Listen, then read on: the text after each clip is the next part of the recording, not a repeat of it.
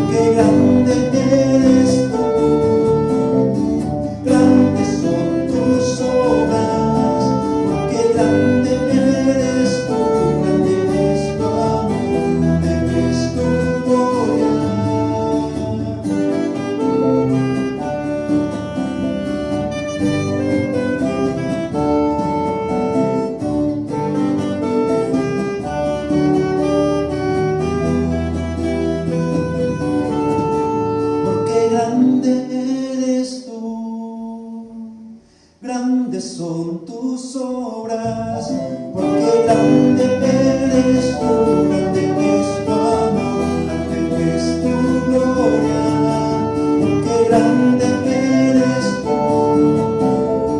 grandes son tus obras, porque grande eres tú, grande es tu amor, grande es tu gloria. Bueno es alabar, oh Señor. Amén. Y grande, como dice este canto, bueno es, grande es alabar el nombre de nuestro Señor. Y por eso venimos ante Él, por eso nos acercamos ante Él, para darle estas alabanzas y esta oración a su nombre.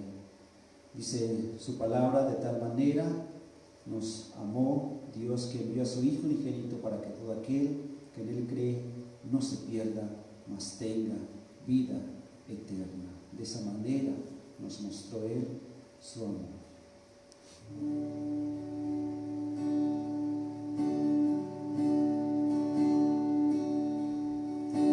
Venimos ante ti, Señor, llenos de gratitud y amor. Nos has llenado de tu paz, nadie nos ha amado como tú. Venimos ante ti, Señor, a darte nuestro corazón. Por nuestro canto te lo damos hoy en una completa adoración. Hemos probado tu amor y no hay nada mejor que conocerte y servirte y darte nuestra adoración. Hemos probado tu amor y no hay nada mejor que conocerte y servirte y darte nuestra adoración. Venimos ante ti, Señor, llenos de gratitud y amor. Nos has llenado de tu paz, nadie nos ha amado como tú. Venimos ante ti, Señor, a darte nuestro corazón. Por nuestro canto te lo damos hoy en una completa adoración. Hemos probado tu amor y no hay nada mejor que conocerte y servirte y darte nuestra adoración. Hemos probado tu amor y no hay nada mejor que conocerte y servirte y darte nuestra adoración.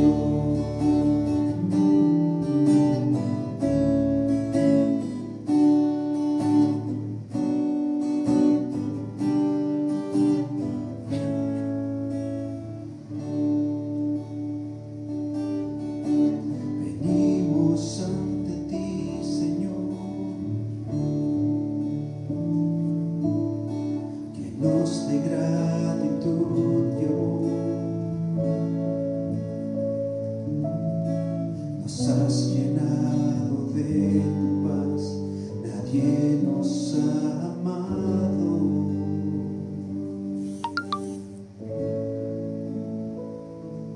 como tú.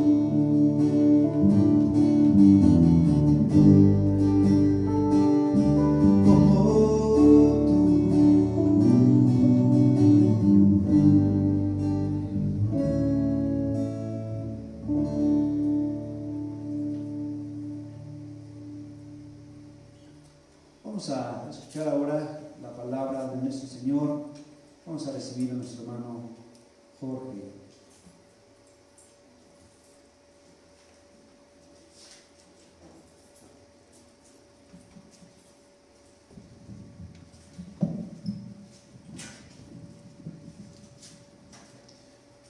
Buenos días, Dios les bendiga. Vamos a continuar con nuestro estudio de Mateo, del Evangelio de Mateo, que nos narra la vida de nuestro Señor Jesucristo. En todo tiempo, en todo momento nos viene narrando la vida de Cristo. Y recuerden que cuando iniciamos, ya hace más de 2 años, en la introducción a este Evangelio, decíamos que la intención del autor del Evangelio de Mateo, que es Mateo, es exaltar a Jesús como Rey. Siempre fue esa su intención, ese es el propósito de este Evangelio escrito por Mateo. Después de que Jesús instituyó la Cena del Señor, al salir del aposento alto hacia el Monte de los Olivos, se detuvo haciendo a sus discípulos una advertencia acerca de que le negarían. Les dijo: todos vosotros os escandalizaréis de mí esta noche. Versículo 31 del capítulo 26 de Mateo. Llegando así al Getsemaní, se postró sobre su rostro para orar, dice el versículo 39, lo cual vimos a detalle anteriormente. Y al terminar dicha oración, si vamos a Mateo 26, 47,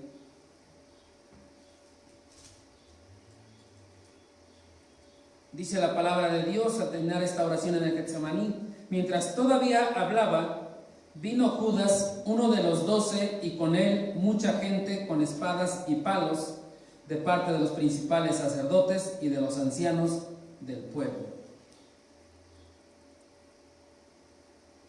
Vino mucha gente para entregar a Jesús, lo cual se estudió la semana pasada con su hermano Agustín. Y al final vemos de esto que todos los discípulos, dejándole, huyeron. Versículo 56 dice que todos huyeron. Todos lo dejaron, todos huyeron. De esta manera llegamos al pasaje que nos corresponde el día de hoy, acerca de la injusticia contra Jesús, y lo tenemos en Mateo capítulo 26, versículos 57 al 68. Les pido de favor, ahí en sus casas, abran sus Biblias en Mateo capítulo 26, versículos 57 al 68, para que me acompañen en la lectura de este pasaje del día de hoy. Pero antes vamos a encomendar este tiempo a nuestro Señor Jesucristo. Le vamos a dar la honra y la gloria a Él, y en oración le vamos a pedir que Él tome el control de este mensaje. Padre, en esta mañana te damos gracias por el tiempo que tú nos das, por el tiempo que tú nos permites estar aquí, Padre bendito, reunidos a la distancia, pero unidos en un mismo espíritu, Padre, para estudiar tu palabra, para profundizar en el mensaje que tienes para cada uno de nosotros el día de hoy, y sobre todo para meditar en esa injusticia tan fuerte que se hizo contra Jesús, lo cual Él soportó voluntariamente para someterse al Padre, soportó voluntariamente para darle la honra y la gloria al Padre, soportó voluntariamente para que Dios fuera honrado y glorificado, fuera exaltado, Padre. Te damos gracias en esta mañana, y en tus manos ponemos este tiempo, rogándote y suplicándote que tú nos permitas, Padre bendito, rescatar el mensaje que tienes para nuestros corazones, en el nombre de Cristo Jesús. Amén. Dice así la palabra de Dios, Mateo 26, versículos del 57 al 68. Los que prendieron a Jesús le llevaron al sumo sacerdote Caifás, a donde estaban reunidos los escribas y los ancianos. Mas Pedro le seguía de lejos hasta el patio del sumo sacerdote, y entrando se sentó con los alguaciles para ver el fin. Y los principales sacerdotes y los ancianos y todo el concilio buscaban falso testimonio contra Jesús para entregarle a la muerte. y no lo hallaron, aunque muchos testigos falsos se presentaban. Pero al fin vinieron 2 testigos falsos que dijeron: este dijo, puedo derribar el templo de Dios y en 3 días reedificarlo. Y levantándose, el sumo sacerdote le dijo: ¿no respondes nada? ¿Qué testifican estos contra ti? Mas Jesús callaba. Entonces el sumo sacerdote le dijo: te conjuro por el Dios viviente que nos digas si eres tú el Cristo, el Hijo de Dios. Jesús le dijo: tú lo has dicho, y además os digo que desde ahora veréis al Hijo del Hombre sentado a la diestra del poder de Dios y viniendo en las nubes del cielo. Entonces el sumo sacerdote rasgó sus vestiduras diciendo: ha blasfemado. ¿Qué más necesidad tenemos de testigos? He aquí, ahora mismo habéis oído su blasfemia. ¿Qué os parece? Y respondiendo ellos dijeron: es reo de muerte. Entonces le escupieron en el rostro y le dieron de puñetazos, y otros le abofeteaban, diciendo: profetízanos, Cristo, ¿quién es el que te golpeó?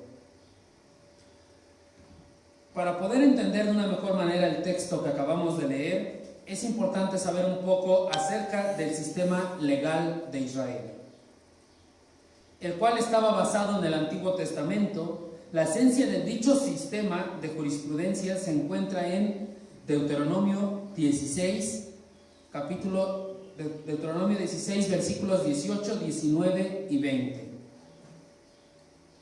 Así que les invito a que busquen en sus Biblias Deuteronomio capítulo 16, versículos 18 al 20. Dice así: jueces y oficiales pondrás en todas tus ciudades que Jehová tu Dios te dará en tus tribus, los cuales juzgarán al pueblo con justo juicio.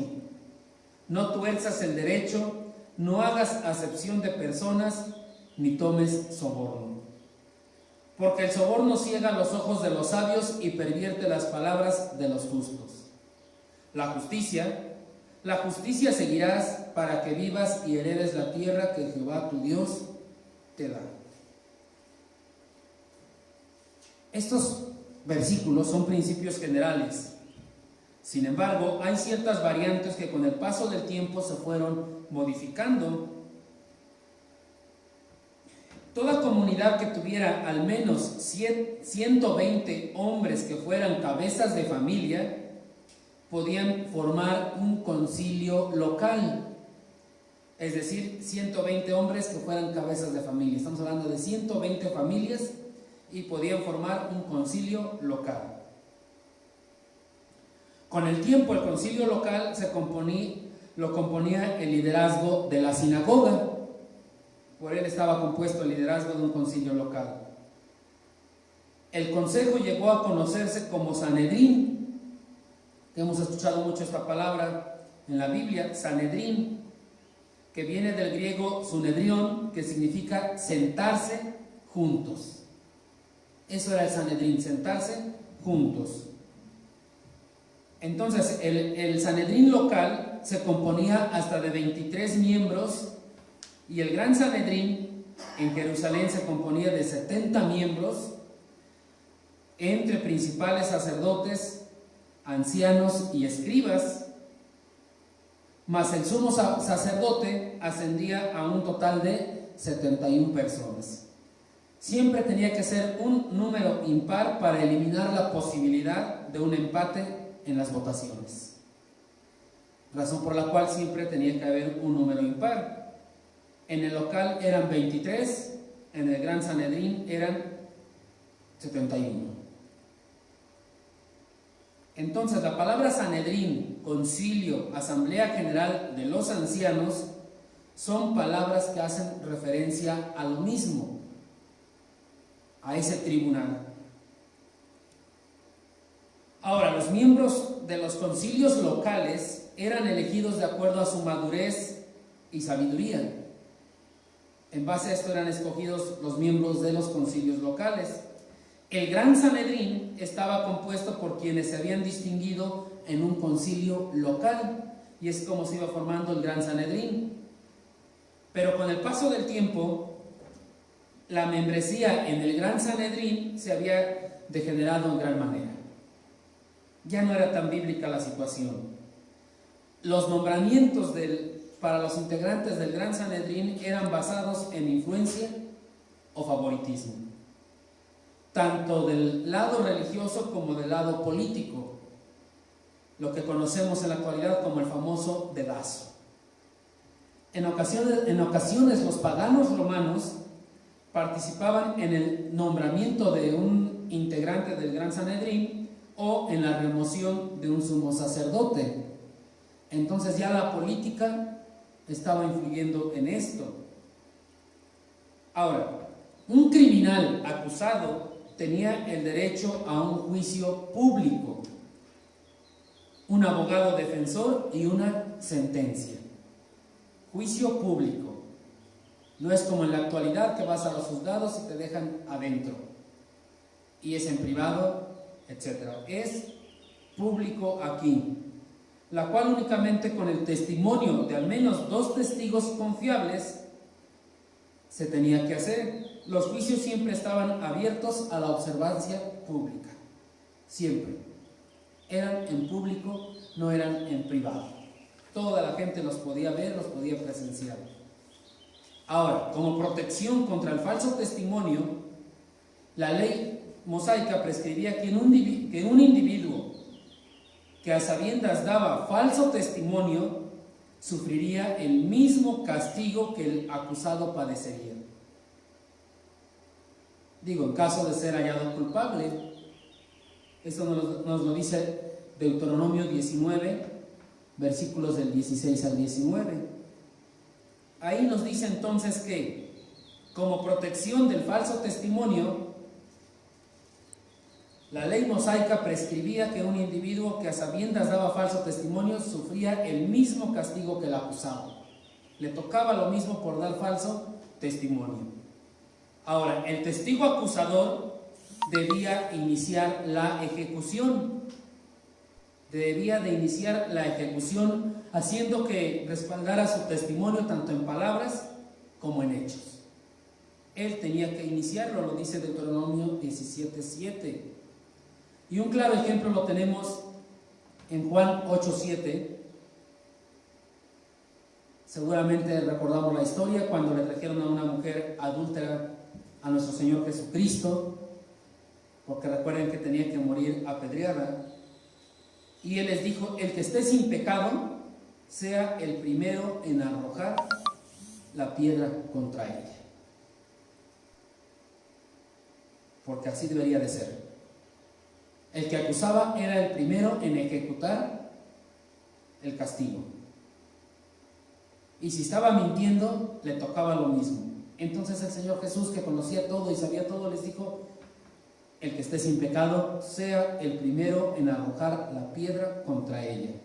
¿Qué sucedió? Todos lo sabemos. Los que le acusaban se fueron retirando poco a poco. Tenían culpa, tenían pecado, no podían arrojar la primera piedra. La ley rabínica exigía que una pena de muerte no se llevaba a cabo hasta el 3er día después que fuera dictada dicha sentencia. Y durante el día intermedio, los miembros del Sanedrín deberían de ayunar en ese día intermedio. La demora de la ejecución era a propósito, era como un tiempo adicional para evidencia o testimonio que se descubriera a favor del acusado, porque el concilio o el Gran Sanedrín estaba para cuidar la vida.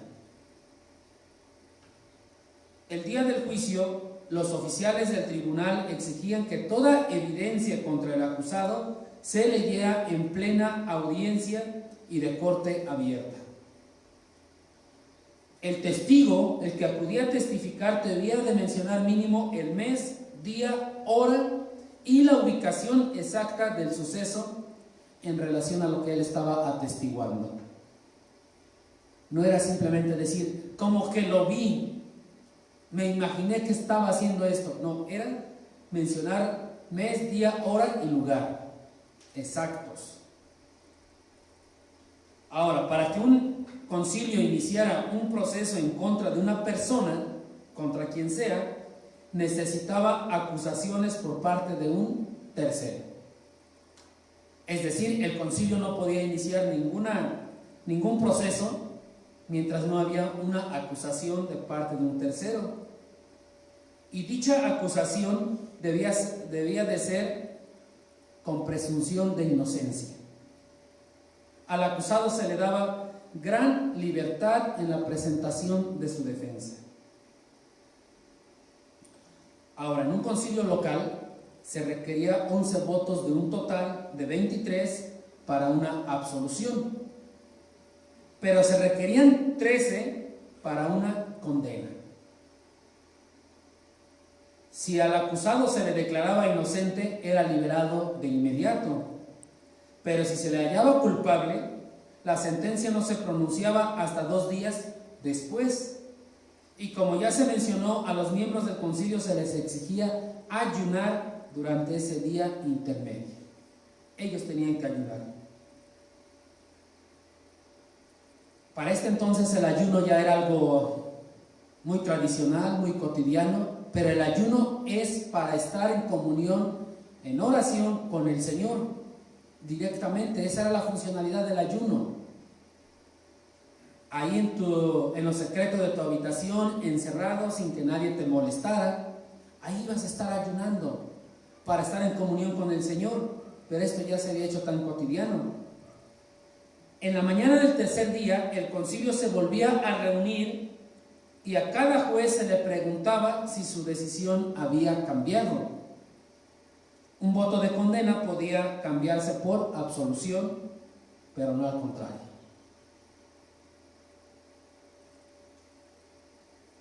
Si se reafirma en esta reunión nuevamente el veredicto de culpabilidad, un oficial con un estandarte permanecía cerca del concilio, mientras otro, a menudo montado en caballo, iba escoltando al prisionero hasta el lugar de la ejecución.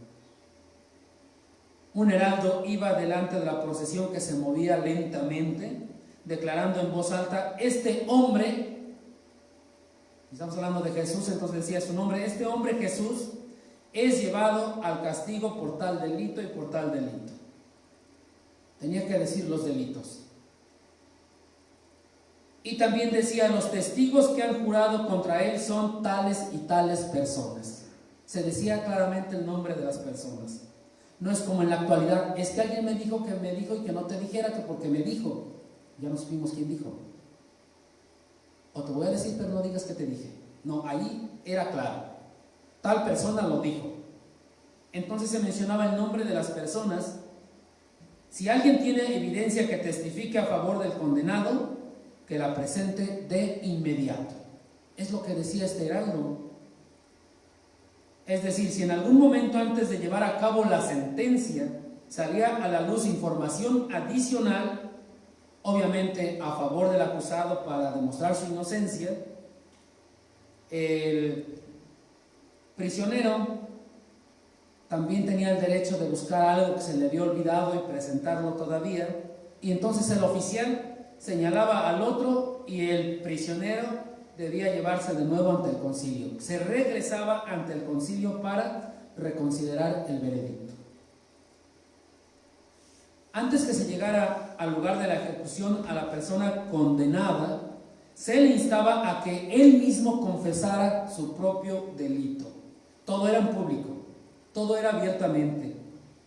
Si todavía no lo había hecho y no le habían dado una bebida estupefaciente a fin de embotarle los sentidos y hacer de este modo que su muerte resultara menor dolorosa, entonces lo incitaban a que él confesara su propio delito en público.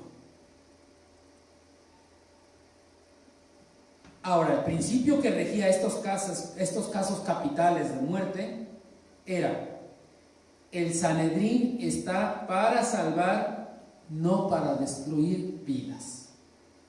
Esa era la meta del Sanedrín.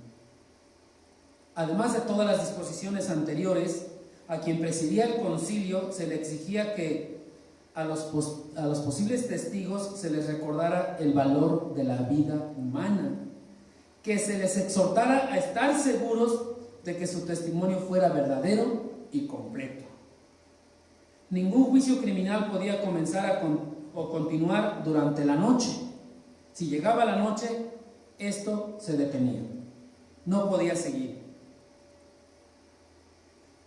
Incluso la propiedad de un delincuente ejecutado no podía ser confiscada por el concilio, sino que se pasaba a sus herederos. Esto siempre ha sido así. Ahora, en la noche no podía continuar trabajando el concilio. Si un concilio votaba unánimemente a favor de la condena, el acusado se le ponía en libertad, porque se presumía la falta del elemento necesario de misericordia.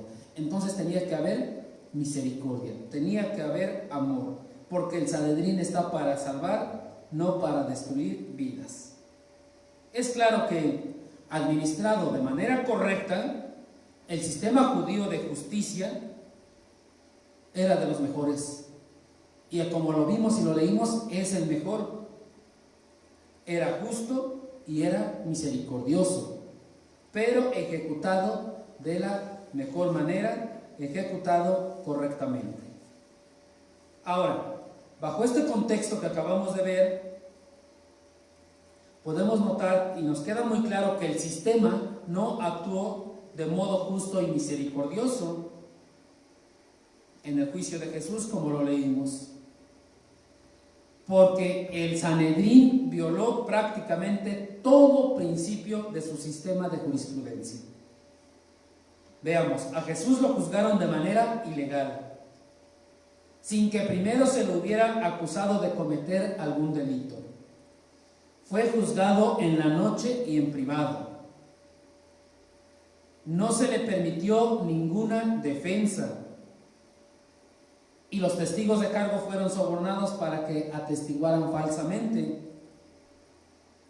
Jesús fue ejecutado el mismo día en que fue sentenciado, y era hasta el tercer día. En consecuencia, los jueces no pudieron haber ayunado en ese día intermedio, porque no transcurrió, y por tanto no tuvieron oportunidad de reconsiderar su veredicto. El único procedimiento que fue seguido de forma apropiada fue ofrecerle esa bebida estupefaciente. Pero eso fue llevado a cabo por los soldados romanos y no por el pueblo judío. Y estamos hablando del concilio judío. Más adelante veremos qué pasó ante los gobiernos romanos. Lo tenían que haber hecho los representantes del Sanedrín, mas no los soldados romanos. Y a la luz de este contexto que acabamos de presentar, que acabamos de decir, en Mateo 26, 57 al 68, pasaje que ya leímos, se nos revelan algunos aspectos del trato injusto contra nuestro Señor Jesús. Veámoslo. El primero es la convocatoria ilegal del Sanedrín. Dice el versículo 57, los que prendieron a Jesús le llevaron al sumo sacerdote Caifás, donde estaban reunidos los escribas y los ancianos. Antes que lo llevaran ante Caifás, lo llevaron ante Anás. Si vamos por favor a Juan capítulo 18, y mientras lo estamos buscando, aprovecho el momento para recordarles que infinidad de veces les hemos dicho que los 4 evangelios se complementan entre sí y nos dan una escena completa de lo sucedido en la vida de Jesús. Dice Juan, capítulo 18, versículos 12 al 14.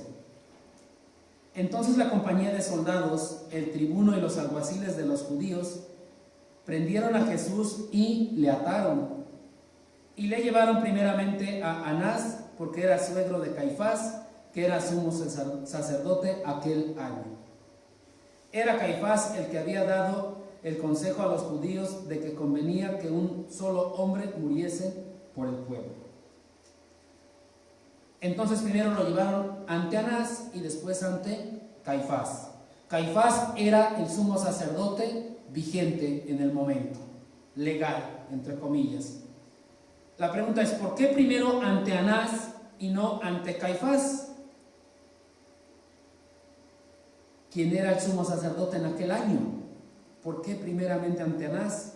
¿Quién era Anás? Aproximadamente 20 años antes fue sumo sacerdote por un periodo de 4 o 5 años. Sin embargo, aunque habían reemplazado a Anás como sumo sacerdote reinante, no solo siguió llevando el título, sino que también siguió ejerciendo gran poder, gran influencia en los asuntos del templo. En gran manera a través de los 5 hijos que le sucedieron y ahora a través de Caifás, su yerno. O sea que Anás siempre tuvo como que el poder, siempre tenía influencia, siempre lo que decía se hacía, influía en las decisiones.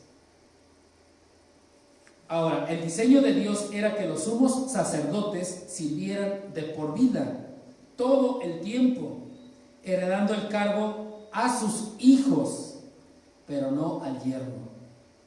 Caifás era yerno de Anás. Pero el cargo ya se había politizado tanto que en algunos de ellos solo sirvieron pocos años, incluso meses. Tal vez porque cayeron en desgracia ante un rey o algún funcionario romano y los quitaron.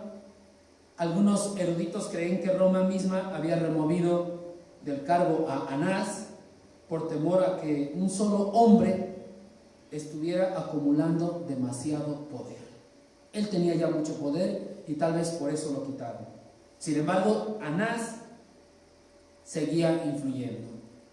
Anás controlaba a los cambistas de moneda del templo. Y pudiéramos pensar, ¿y eso qué tiene que ver? Recuerden que en las ofrendas, en las sinagogas, en el templo, no se permitía dar monedas gentiles, porque tenían ahí la imagen del César. Y entonces era idolatría. Y tenía que hacer un cambio de monedas, y Anás controlaba a los cambistas de moneda, y obviamente ahí estaba el negocio, la ganancia. También controlaba a los vendedores de animales para el sacrificio. Seguramente ya recordamos, ya lo sabemos, que venían a ofrecer los sacrificios en la Pascua. Ya nos explicó nuestro hermano Agustín cuántos corderos eran sacrificados en aquel entonces, cuánta sangre corría por el río, cómo estaba la situación. Entonces, si alguien venía con un animalito para sacrificarlo, porque lo creció en su casa, lo alimentó en su casa, no pasaba. ¿Por qué? Porque era imperfecto. Tenía fallas, tenía errores, tenía imperfecciones. Pero si lo comprabas ahí en el templo, sí pasaba. Era perfecto y no tenía problemas. Vemos otra vez el negocio redondo. O sea, lo tienes que venir a comprar aquí para que puedas ofrecer tu sacrificio. Todo estaba ya controlado. Los sacerdotes de inmediato sabían si era perfecto o imperfecto. Ya en ese momento lo perfecto era cuando lo comprabas ahí en el templo. Si lo traías de tu casa era imperfecto. Entonces vemos todo el poder que tenía Anás. Él influía mucho en los asuntos del pueblo. Aún sin ser una autoridad legal, tenía gran peso sus palabras. Posiblemente los que arrestaron a Jesús recibieron instrucciones de primero llevarlo ante Anás, o tal vez ellos determinaron hacerlo así. No lo sabemos.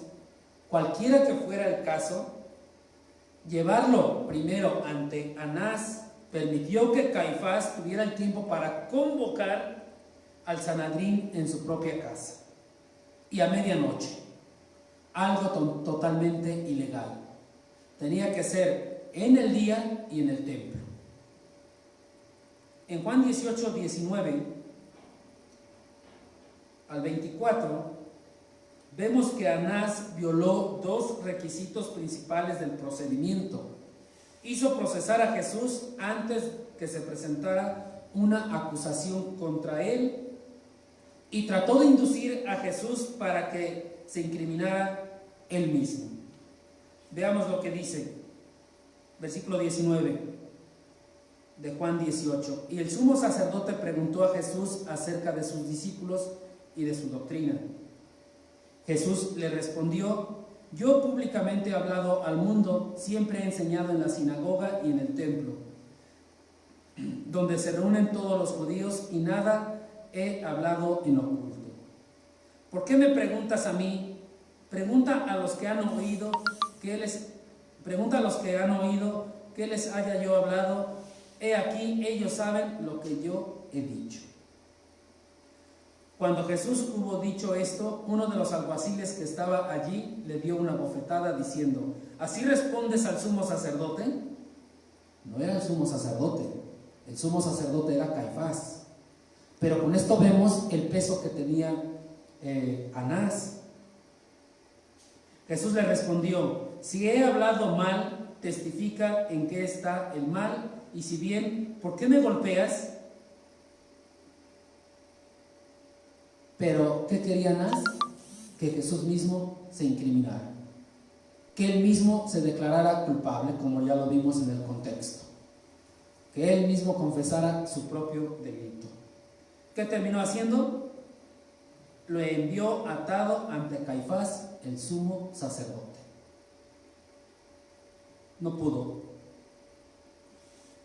No lo pudo persuadir a que él se incriminara, y entonces lo manda ante Caifás.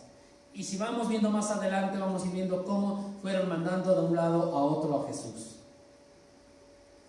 Ahora, Caifás era corrupto, era codicioso, sin principios, materialista y hambriento de poder, al grado que se casó con la hija de Anás para poder ser sumo sacerdote, porque él no era de la línea.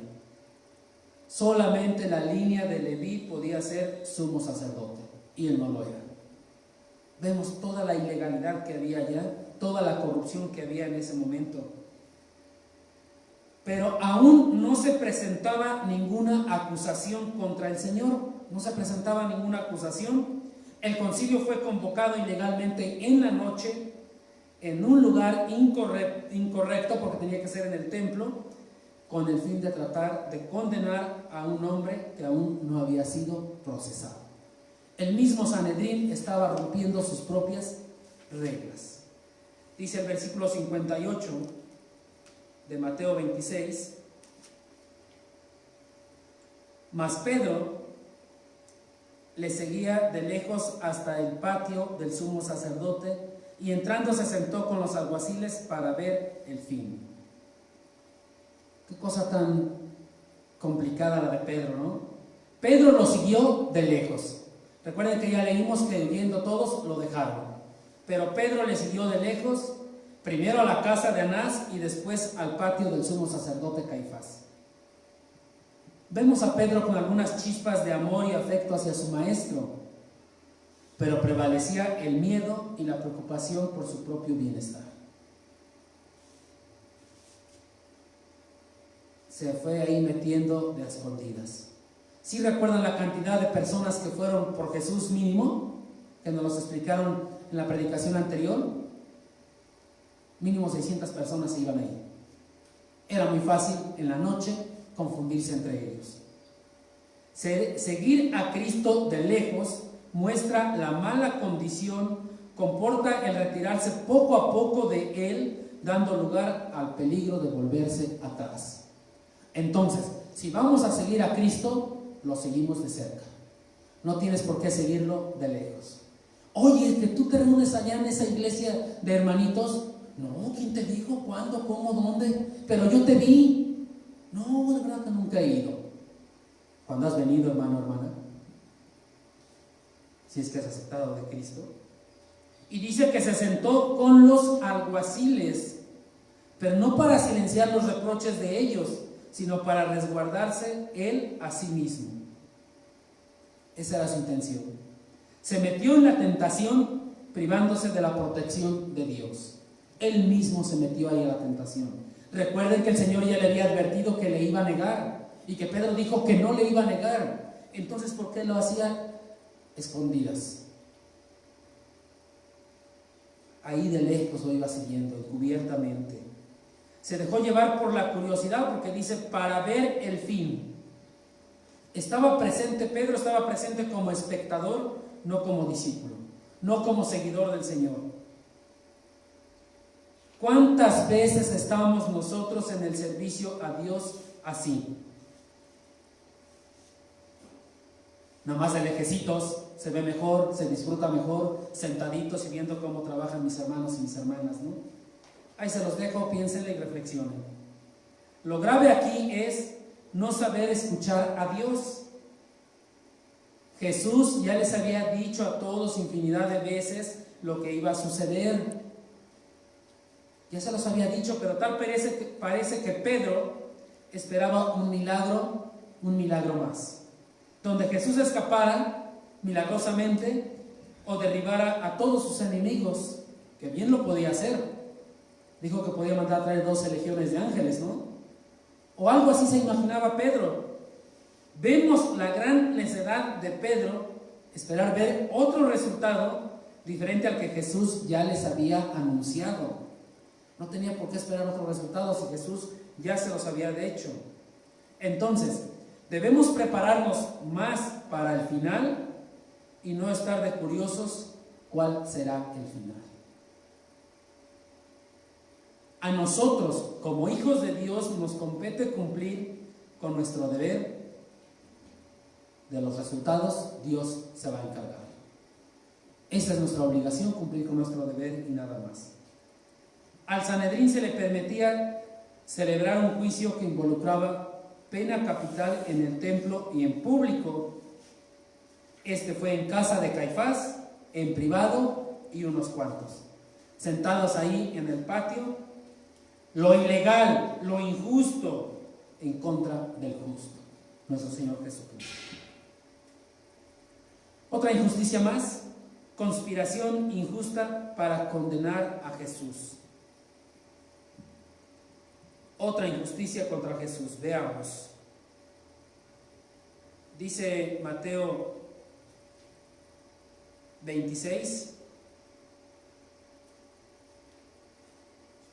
versículo 59, y los principales sacerdotes y los ancianos y todo el concilio buscaban falso testimonio contra Jesús para entregarle a la muerte.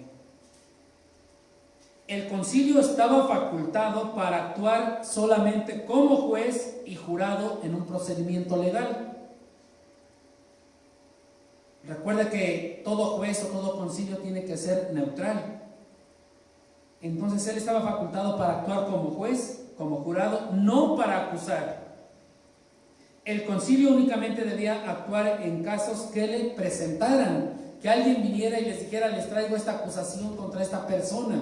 Entonces es cuando actuaba el concilio. Si no le traían un caso, no podía actuar. Pero debido a que no había acusación formal contra Jesús, estaba obligado a actuar de forma ilegal, a fin de llevar a cabo su malévolo plan de condenar al Señor. Dice que buscaban falso testimonio contra Jesús para entregarle a muerte. Debido a que Jesús era inocente de toda culpa, no encontraron causa alguna. Y es lo que estaba pasando. Dice el 60, y no lo hallaron, aunque muchos testigos falsos se presentaban. No lo hallaron. Muchos testigos falsos se presentaban, no encontraron motivo alguno. Gran frustración para la asamblea. Hasta que al fin vinieron 2 testigos falsos, dice el versículo 60, con una acusación que parecía utilizable, y veamos lo que dijeron, versículo 61. Este dijo, puedo derribar el templo de Dios y en 3 días reedificarlo. Según los falsos testigos, dijo, puedo derribar el templo de Dios y en 3 días reedificarlo. ¿Cuál era la acusación? enemigo del templo, pues lo quería destruir y emplear algo de magia para reedificarlo en 3 días. Esa era la acusación. Pero Juan, capítulo 2, versículo 19, nos recuerda lo que realmente dijo Jesús. Jesús dijo en Juan 2, 19, destruid este templo y en 3 días lo levantaré.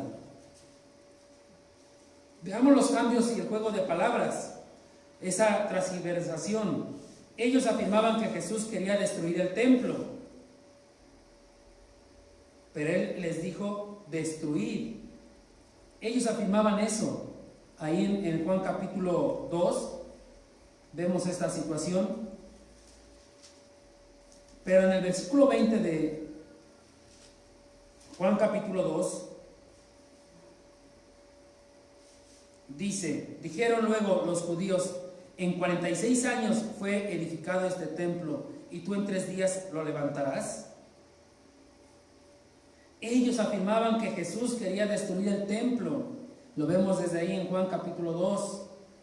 Ellos dicen reedificación, refiriéndose a un edificio material, a un edificio, a una construcción. Jesús dijo la palabra levantaré, que en griego es sinónimo de resucitaré, lo cual aclaró de inmediato en el versículo 21 de Juan 2. Juan 2, 21.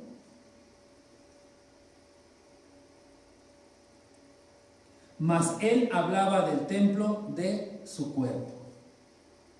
Él lo dejó muy claro. Él lo aclaró de inmediato. Ahora, Marcos capítulo 14, versículo 59 nos dice que no concordaban estos falsos testimonios, no concordaban en el testimonio. ¿Por qué? Era falso.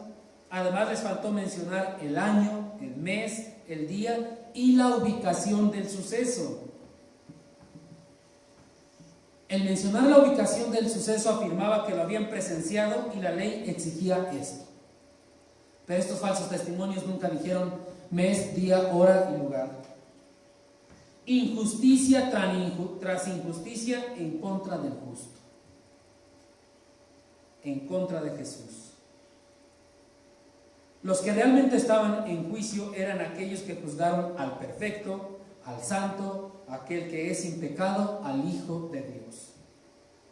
Y ellos, al igual que tú y yo, compareceremos algún día ante el tribunal celestial de Dios.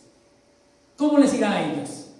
¿Te has puesto a pensar en esto? ¿Cómo les irá a ellos que están acusando, incriminando de manera falsa a nuestro Señor Jesucristo? ¿Te has puesto a pensar en esto? ¿Cómo les irá a ellos? Pero también pregunta y piensa, ¿cómo nos irá a nosotros? ¿Qué nos irá a pasar? Es algo difícil y complicado. Otra tercera injusticia de nuestro Señor Jesucristo es esa confrontación injusta para inducirlo a la autocriminación. Dice Mateo 26, versículos 62 al 64. Y levantándose el sumo sacerdote le dijo, ¿no respondes nada? ¿Qué testifican estos contra ti? Mas Jesús callaba. Entonces el sumo sacerdote le dijo, te conjuro por el Dios viviente que nos digas si eres tú el Cristo, el Hijo de Dios. Jesús le dijo, tú lo has dicho, y además os digo que desde ahora veréis al Hijo del Hombre sentado a la diestra del poder de Dios y viniendo en las nubes del cielo. La frustración de los miembros del concilio se volvía cada vez más insoportable a medida que con desesperación intentaban conseguir que el juicio concluyera antes del amanecer. No querían que su ilegalidad fuera descubierta. Por eso el sumo sacerdote en su desesperación se levantó y le dijo, ¿no respondes nada? ¿Qué testifican estos contra ti? Pero dice que Jesús callaba. Versículo 63, mas Jesús callaba. No sabemos cuánto tiempo estuvo callado, pero seguramente fue el tiempo suficiente para causar consternación en el sumo sacerdote, causar esa desesperación ya en el sumo sacerdote. Los falsos testimonios de los dos hombres eran incongruentes, habrían sido rechazados por el tribunal. Por tanto, la respuesta que diera Jesús aparentemente daría legalidad al falso testimonio y a todos los procedimientos ilegales, pero Jesús callaba. Oh, gran desesperación para el sumo sacerdote. Jesús callaba. Majestuoso silencio, era silencio de inocencia, de dignidad, silencio de integridad, de confianza en el Padre. Era silencio porque había llegado su hora. No quiso negar el cargo que se le hacía. Estaba dispuesto a someterse a la sentencia. Oh, majestuoso silencio. Cayó ante el tribunal humano para que nosotros podamos decir algo ante el tribunal divino. Si es que eres hijo de Dios, si es que has aceptado a Cristo como Señor y Salvador. El silencio de Jesús causó tanta desesperación en el sumo sacerdote que le dijo: te conjuro por el Dios viviente que nos digas si eres tú el Cristo, el Hijo de Dios.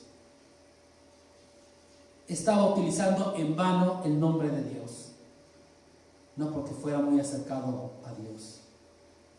En otras palabras, le estaba preguntando: ¿pretendes ser el Hijo de Dios? Contesta con la verdad. Estás parado delante de Dios. Estás parado enfrente al Dios vivo, quien conoce todas las cosas, quien sabe todo. Y efectivamente Jesús estaba ahí, el Dios vivo, el que sabe todo de todos. Ellos no creían en la deidad de Jesús, solamente esperaban que Él hiciera dicha declaración por sí mismo para poder acusarle de blasfemia. La ley mosaica en Levítico 24:16 dice que el que blasfemare en nombre de Jehová ha de ser muerto. Entonces eso querían ellos. Eso querían. Después del majestuoso silencio de Jesús, finalmente habló. Habló afirmando lo que el Sanedrín esperaba oír. Dice el versículo 64: tú lo has dicho. Y además os digo que desde ahora veréis al Hijo del Hombre sentado a la diestra del poder de Dios y viniendo en las nubes del cielo. En otras palabras, él estaba diciendo: no solo soy el Mesías y el Hijo de Dios, sino que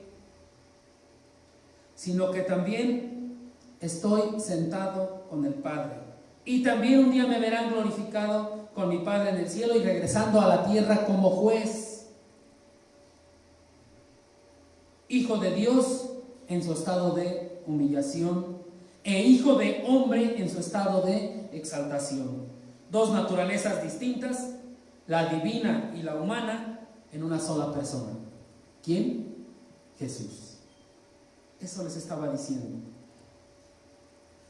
Para ese entonces, cuando venga como juez, el acusado se convertirá en el acusador y los jueces se convertirán en los que van a ser juzgados. Tengamos cuidado de cómo actuamos ante nuestro Señor.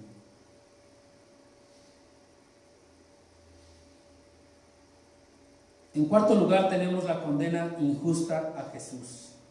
Dice versículo 65 de Mateo 26. Entonces el sumo sacerdote rasgó sus vestiduras diciendo: ha blasfemado. ¿Qué más necesidad tenemos de testigos? He aquí, ahora mismo habéis oído su blasfemia. 66. ¿Qué os parece? Y respondiendo ellos dijeron: es reo de muerte. Según la costumbre judía, cuando oían o veían algo de palabra o de obra que ellos consideraban como insulto contra Dios, rasgaban sus vestiduras. A pesar de que Levítico 21:10 prohíbe que el sumo sacerdote rasgue sus vestiduras, Caifás lo hizo. En primer lugar, era ilegal su sumo sacerdocio. ¿Por qué? Porque no era de la línea de Leví. Era yerno de Anás, pero no era hijo de Anás. Y él lo hizo, siguió haciendo cosas ilegales, pero lo hizo como una muestra dramática de aparentemente defender el nombre de Dios, pero en su interior había alivio porque al fin Jesús declaró lo que él quería. Por fin Jesús lo declaró. Y entonces él tenía alegría por la supuesta victoria que acababa de ganar. Todo era ilegal. Caifás manipuló a los miembros del concilio haciendo una pregunta muy retórica. ¿Qué más necesidad tenemos de testigos? Cuando la regla del concilio del Sanedrín es que tenía que venir testigos para acusar. Y les dice, ¿qué más necesidad tenemos de testigos? ¿Han escuchado la blasfemia? Ahí está, la acaba de decir. Ahora mismo la han escuchado. Estaba pidiendo un veredicto inmediato. ¿Qué os parece? Veamos el versículo 66. ¿Qué os parece? Aparentemente deseaba recibir consejo de sus compañeros, aparentemente, pero él estaba seguro de su poder para persuadir a los demás. No se molestó en hacer que los miembros votaran de manera individual como debería de ser y que los escribas tomaran nota, tabularan los resultados. Según sus protocolos en el Sanedrín, así tenía que hacer. Sino que simplemente pidió apoyo total a la conclusión de culpabilidad determinada por él mismo, ya con mucha anterioridad. Una culpabilidad predeterminada y únicamente buscó ese apoyo, que le siguieran y nada más. Todo era injusto, esa confrontación para que mismo Jesús lo dijera. Y vemos la respuesta de ellos: es reo de muerte. Es reo de muerte. Esto era algo totalmente fuera de sus propias reglas. De forma automática, el voto unánime para condenar a Jesús debió haberle dado libertad a Jesús, ya que no estaba apareciendo el elemento necesario de misericordia. Porque el Sanedrín estaba a favor de la vida y él apelaba a la misericordia. Siempre se les decía a los acusadores que tuvieran misericordia, que estuvieran seguros, que no fueran falso testimonio, pero tal parece que al Sanedrín se le olvidaron todas sus propias reglas. No les importó eso. El veredicto de culpabilidad y la sentencia de muerte no se basaron en el proceso legal, cuidando todos los detalles para hacerlo de una manera justa. Todo fue ilegal. Simplemente se trató de una reacción de turba sin sentido alguno. Simplemente gritaron: reo de muerte es. Pero no se acordaron de lo demás. La injusticia tan fuerte contra el justo. Y ahora vamos a ver también, como quinto aspecto, esa conducción injusta al tribunal.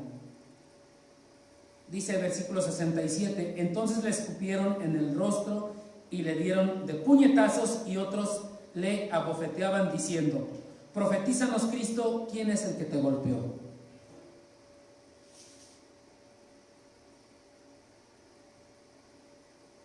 Vean,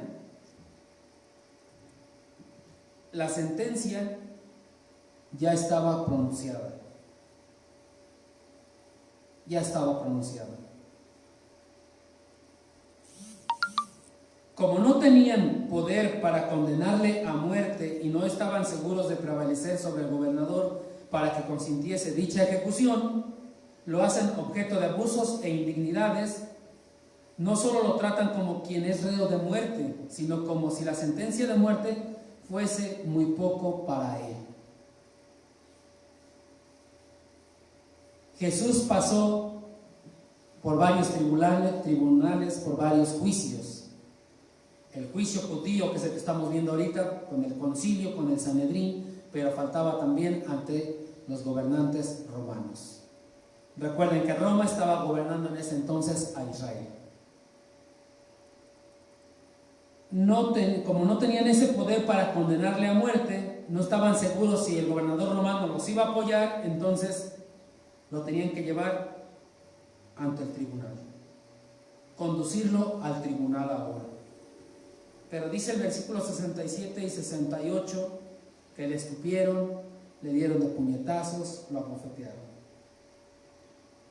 Para los judíos el insulto más grande era escupir el rostro de una persona. Ese era el insulto más grande. Era una expresión de mayor indignación, porque se le consideraba más despreciable que el suelo mismo que pisaba. Cuando escupes normalmente hacia el suelo, ¿no? Escupir el rostro de una persona, entonces estabas escupiendo lo que estabas pisando. Eso era un insulto muy fuerte. Era el más despreciable, y escupieron el rostro del santo, del puro, del perfecto.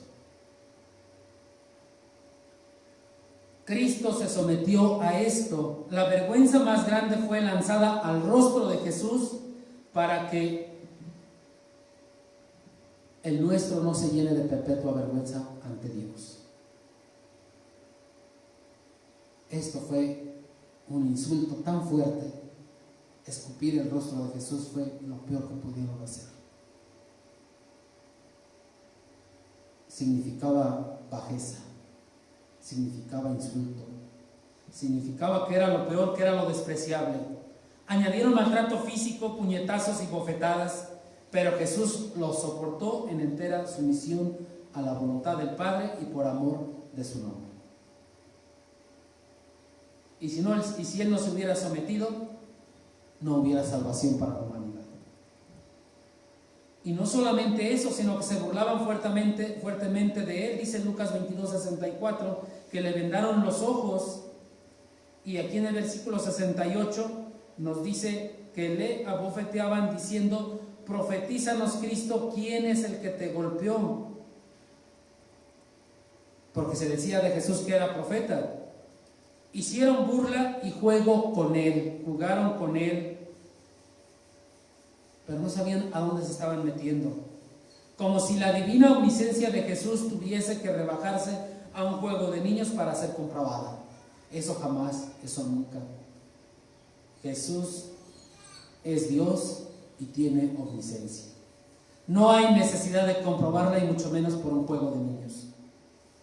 5 injusticias contra Jesús acabamos de ver, las cuales nos deben hacer reflexionar en lo siguiente. Toda persona que rechaza a Cristo le está escupiendo el rostro en cierta manera, o por así decirlo. Y es culpable de blasfemia contra Dios, porque Dios envió a su amado Hijo para salvar del pecado tanto a esa persona que le niega como a toda la humanidad. Para eso vino Cristo. Lo irónico es que todos los que juzgaron mal a Jesús un día serán juzgados de modo correcto por Él. Los seres humanos, toda la humanidad, constantemente juzgan mal a Jesús, pero Él nunca los juzgará mal. Los papeles se invertirán en un futuro. Los delincuentes ya no condenarán injustamente ni aplastarán al inocente, sino que ellos mismos serán condenados y aplastados de manera justa. Piénsale y reflexiona, tú que me estás escuchando, ¿cuántas veces has negado a Cristo? ¿Cuántas veces has rechazado a Cristo? ¿Qué va a ser de ti? ¿Qué va a ser de cada uno de nosotros? Aún en medio de la cruel injusticia contra nuestro Señor Jesús, su compasión brilló sin disminuir. A todo lo largo de su terrible experiencia, cuando le maldecían, no respondía con maldición. Cuando padecía, no amenazaba, sino que encomendaba la causa al que juzga justamente. ¿Tú lo haces? ¿Nosotros lo hacemos? Esta era su hora divinamente señalada, y con resolución y de buena gana enfrentó ese momento de aparente victoria del infierno. pero Él sabía todo. Él no iba a huir del sufrimiento y la muerte, ni dejaría que lo alejaran de estas adversidades, lo alejaran de la voluntad de Dios. Porque de esa manera podía llevar Él mismo, Jesús mismo, nuestros pecados en su cuerpo sobre el madero, para que nosotros, estando muertos a los pecados, vivamos a la justicia y podamos ser salvos. Vamos a orar. Padre Santo, en esta tarde te damos gracias por este tiempo que tú nos das. Te damos gracias porque en el plan soberano que has tenido por toda la eternidad, tú determinaste que el Hijo de Dios descendiera a esta tierra, se hiciera hombre y viniera a pagar por nuestras culpas, por nuestros pecados, por nuestras transgresiones, Padre.